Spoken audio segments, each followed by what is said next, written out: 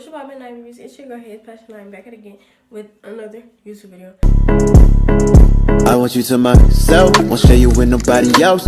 Label me a stingy nigga, something I can't help. Yeah, fresh out the Vicky, we gon' play the cause you dealt. I go flow with the 50, hit you right below the belt. All I need. As you guys can see by the title, I'm going to be doing a different kind of video on my channel. Today's video is going to be Netflix suggestion video.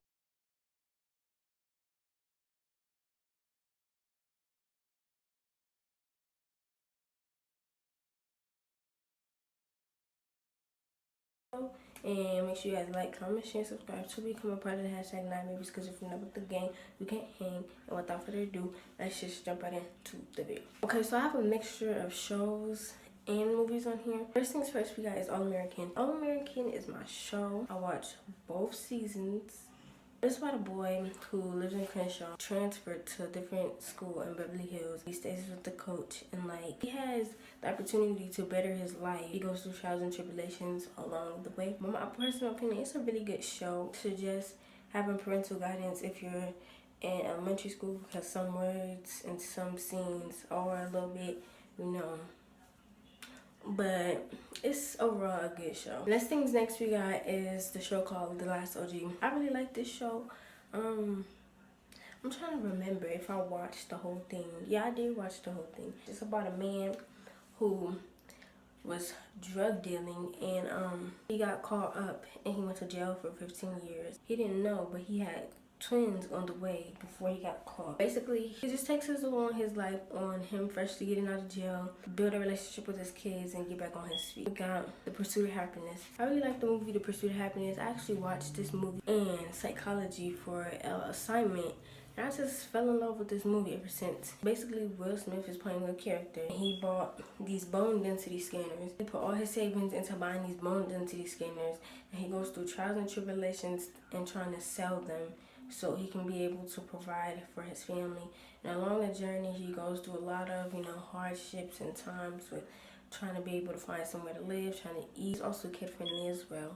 So, yeah. Next thing's next, we got the show Love is Blind. I don't really suggest this show for kids.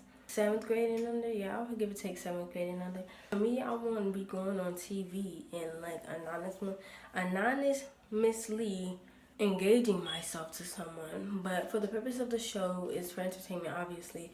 Like the episodes that I have watched, it's a really good show, and I do suggest it. We got the show called Insatiable. This show is really funny to me. Some people may be able to relate to it. The show starts with that she was at the gas station, somebody called her fat, and then she ended up catching a case because of the way she reacted. The person that she had supporting her also used to work in the pageant life. They got into the pageant life. Along the journey, she went through trials and tribulations on like trying to prove to people and trying to prove to herself that she's better than what she is and all this other kind of stuff. I don't think I would suggest this to 6th grade and under, because like it has some violence in this, but like it's not really that bad. We got Family Reunion.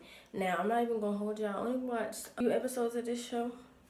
Well, actually, I watched the whole show, but I don't really remember it. It's about a black family, and they're basically like going to go visit their grandmother for like a vacation or whatever. The kids don't really know the grandmother, and they don't really get along. The grandmother basically has to learn the new lifestyle and the new ways of parenting, and everybody has to work together to try and get along, and they go through trials and tribulations, etc., etc. So I really do suggest this show for kids. It's a kid family friendly show. We got The Babysitter, which this one is a movie. The Babysitter is actually a good movie. I mean, a kid-friendly movie, but it has violence in it, so I don't know how your parents will feel about that. Basically, it's a boy, and he's the only kid in his grade that still has a babysitter. The babysitter that he has was like basically a cute high school girl who basically protects him from like his bullies that he has. His neighbor that lives next door was like telling him like, okay, yeah, you still got a babysitter, but do you ever stay up and see what the babysitter does? And basically, his neighbor from next door told him like the babysitter usually invites somebody else over, and like they do nasty stuff. So that day he stayed up and wanted to see what the babysitter did, and basically like she had this group of people, and they did like these types of spells on kids to get what they wanted. Next, we got the show called Girls Incarcerated. I watched both of these seasons, and they're actually really enjoyable to watch. Every now and then I do watch updates on the girls that are in this show. If you know what I'm talking about, then you know what I mean by the girls in the show. But yeah, like as I was watching the show, I really got in touch with like how other people lives are, and like not necessarily comparing them to mine, but like trying to see what other people go through, and like sometimes the things that I make seem like the biggest thing in the world just sometimes really do not be the biggest thing in the world. I would suggest it for like 7th grade and up, depending on your maturity level and depending on what your parents let you watch. It teaches you about things and where you can possibly end up, and like people's experiences, and like the grass isn't always green on the other side, and sometimes you just gotta take the right path even though the bad path is what you want to take. So yeah, we got the movie Sabrina. Now this movie, Lord, I don't know what me and my cousin was doing watching this movie, but sure enough, we was watching this movie. I would suggest this movie for 7th grade and up. It depends on how scared and paranoid you get. Just basically watch it at your own risk, okay? Because I don't know how to explain it. Just watch it at your own risk. It is a scary movie. Okay, excuse the way I look. Don't mind if but I'm editing this, and the way I was explaining the movie in the video is not how it was supposed to be explained. But basically, this couple was a toy manufacturer, and they had an orphan niece, and basically, like, the niece possessed the doll by trying to call her late mother. I do suggest watching it at the nighttime because you'll get more of the effect, you know. Next, we got the movie called The Main Event. Now, this is a kid-friendly movie. A movie about a boy who's getting bullied at school, and he comes across this man who gives him this best-selling mask that has powers attached to it. And basically, like, he goes on this TV show because his granny is kind of low on money, and you go on the TV show, and if you win, then you get a prize. So basically, he keeps the mask on, he goes on the TV show, and like there's a tryout for the wrestling agenda, whatever you want to call it. And basically, like, yeah, I'm not gonna tell y'all the ending. I just basically give y'all a general idea. So yeah, we got 6 tuplets. Now this movie is mad funny.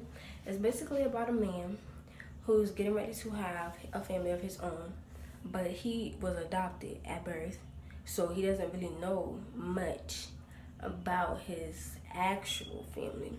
So along the journey of him trying to find out about his actual family, he finds out that he's one of 6 other kids that his mother had.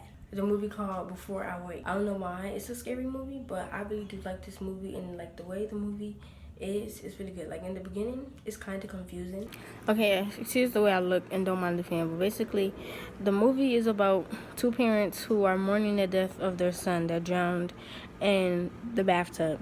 And basically, like when they adopt the new son, they find out that he has a strange ability for when he goes to sleep. When I was explaining it wrong, and I was spoiling it. So yeah. Last things last, we got the movie Incredibles 2. Now, it took me a while to watch this movie all the way through, but I ain't even gonna cap to y'all. My nephew put me onto this movie because it's a good, kid-friendly movie. If you watched Incredibles 1, then it's really nothing to explain. It's just a family of superheroes, yeah, doing what they need to do. This pretty much concludes this video. Thank you guys so much for watching. Make sure you guys like, comment, share, and subscribe to become a part of the #9babies, because if you're not with the gang, you can't hang.